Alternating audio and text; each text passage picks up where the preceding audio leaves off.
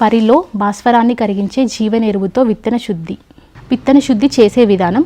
దీనికి మనము తీసుకోవాల్సినవి ఎకరానికి సరిపడా విత్తనానికి 200 గ్రాముల ఫాస్ఫోబ్యాక్టీరియాను, దీన్నే భాస్వరాన్ని కరిగించే జీవన ఎరువు అంటారు. దాన్ని కలపాలి. తర్వాత 100 మిల్లీలీటర్ల చక్కెర ద్రావణాన్ని. దీన్ని ఎలా చేసుకోవాలంటే 100 మిల్లీలీటర్ల నీటిలో 10 గ్రాముల బెల్లం కానీ చక్కెరను కానీ మరిగించి కాచి చల్లార్చిన తర్వాత ఈ విత్తనానికి పట్టించి దాంతోపాటు ఈ ఫాస్ఫోబ్యాక్టీరియాను కలుపుకోవాలి. ఈ ఫాస్ఫోబ్యాక్టీరియాను వాడడం వల్ల రైతులకి నేలలో ఉండే కరగని స్థితిలో ఉన్న భాస్వరాన్ని కరిగించడమే కాకుండా ప్రతి హెక్టారుకు 20 నుంచి 25 కేజీల భాస్వరాన్ని అందిస్తుంది.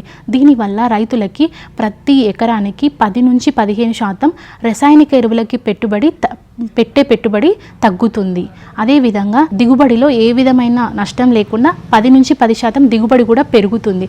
అంతేకాకుండా ఇవి వివిధ ఎంజైమ్లని యాంటీబయాటిక్స్ని కూడా స్రవిస్తుంది ఫాస్ఫోబ్యాక్టీరియా. దానివల్ల వివిధ రకాల తెగుళ్లను వ్యాప్తి చెందే శిలీంధ్రాలను కూడా ఇది అరికడుతుంది.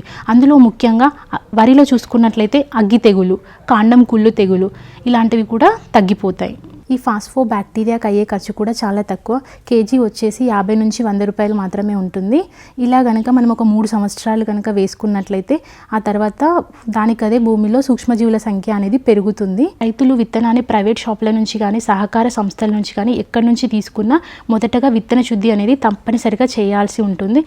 దీనివల్ల విత్తనం ద్వారా సంక్రమించే తెగుళ్లను మనము ముందు దశలోనే అరికట్టవచ్చు.